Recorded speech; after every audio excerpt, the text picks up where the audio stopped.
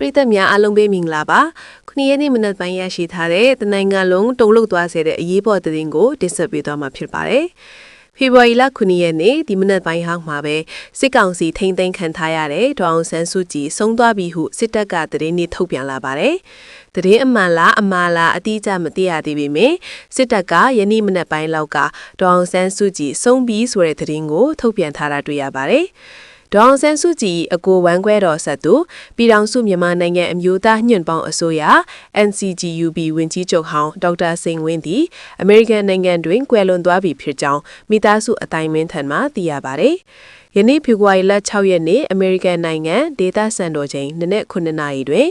မယ်ရီလန်းပြည်နယ်ဘာသက်စတာမြို့စပပန်ဆေးရုံ၌ကွယ်လွန်သွားခြင်းဖြစ်ပြီးအသက်အရွယ်အားဖြင့်83နှစ်ရှိပြီဖြစ်ကြောင်းသိရပါတယ်။ကွယ်လွန်သူ NCGUB ဝန်ကြီးချုပ်ဟောင်းဒေါက်တာစိန်ဝင်းသည်အာဇာနည်ခေါင်းဆောင်ကြီးဦးဘဝင်းဤသားတဦးဖြစ်က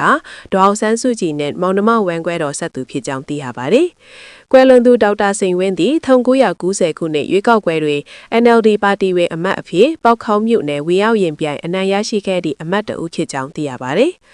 အဆိုပါ1990ရွေးကောက်ပွဲတွင် NLD ပါတီမှတောင်ပြိုကမ်းပြိုအနိုင်ရရှိခဲ့တော့လေစစ်တပ်ကနိုင်ငံတော်အာဏာကိုလွှဲပြောင်းပေးခြင်းမရှိသဖြင့် Green ပြည်နယ်မာနယ်ဘလော့တပ်ပေါင်းစုဌာနချုပ်၌ရွေးကောက်ခံကိုယ်စားလှယ်များစုစည်းက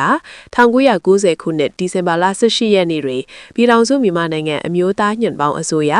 NCGUB ကိုဖွဲ့စည်းတည်ထောင်ကဝန်ကြီးချုပ်အဖြစ်တာဝန်ယူခဲ့သူဖြစ်ကြောင်းသိရပါသည်။ပြည်ထောင်စုမြန်မာနိုင်ငံအမျိုးသားညွန့်ပေါင်းအစိုးရကို2012ခုနှစ်ကြားဖြတ်ရွေးကောက်ပွဲတွင်ဒေါအောင်ဆန်းစုကြည်အနိုင်ရရှိပြီးနောက်လွှတ်တော်အတွင်းရောက်ရှိချိန်တွင်တရားဝင်ချက်သိမ်းလိုက်ကြောင်းသိရပါသည်